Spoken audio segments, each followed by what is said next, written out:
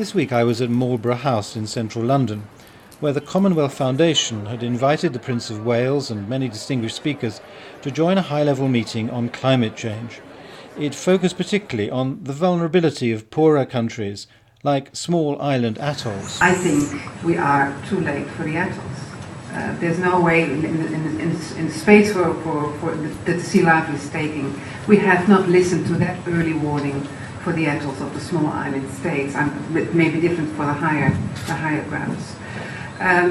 Which brings you basically, what more do you need to get into action? If there's no golden bullet, there are a zillion golden bullets around. We all know how to do it. We hear many solutions. It is just that the sense of urgency and the sense of need by individuals, by global leaders, that this is one that, are you in it or are you not in it?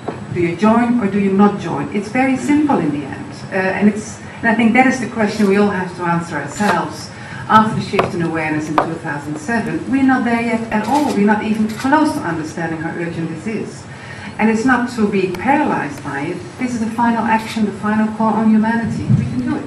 Thank you. And this is the tendency I fear most, is that people are fully aware of the urgency, that they turn their back to what's coming, and then we are lost.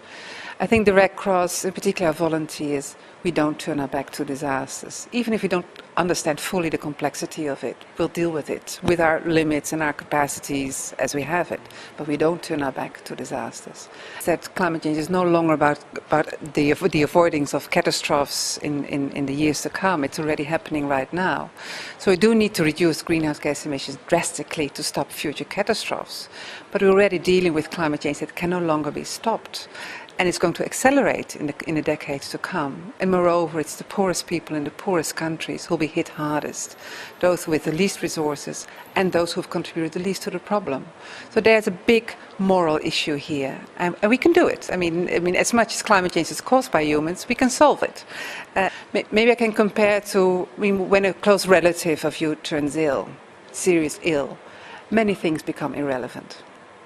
But it's good to take care of that person, and you feel it's not making your life more miserable. Often it's an improvement of your life to take care of people. I think that's what we come to realize when it comes to the global planet and climate change issues. It's not going to make our life more miserable to deal with this. I think it can improve the quality of our life. Before we break up, Your Highness, I wonder, is there any thoughts or comments you may have on what you've heard? I appreciate you haven't heard the full discussion, but there's been quite a lot. I was beginning to wonder whether you thought I was a dangerous influence. You asked me anything. One of the most, I would have thought, simple and easiest and cheapest ways of helping to buy time in all this issue to do with climate change is actually to sort out the problem of deforestation. Global deforestation. When you think, and you know again, ladies and gentlemen, better than I, that global deforestation now accounts for some 20% or so of contribution to greenhouse gas emissions, global warming. That's more than the entire transportation sector. And not only that, but the forests can store carbon naturally, much more easily and cheaply than imagining that all the new technological answers are going to provide in a short space of time. The difficulty is we have to buy the time in order to be able to ensure that what new technological developments are coming along are able to take effect. At the moment they're too expensive and not well enough tried. So it seems to me that if we are going to find a way in the short term, we have to consider a way in which to pay for the ecosystem services that the rainforest countries provide the rest of us, the air conditioning system that the world has come to rely on, the rainfall patterns. All these are dependent on the way in which the rainforests work. They transfer moisture on a vast scale.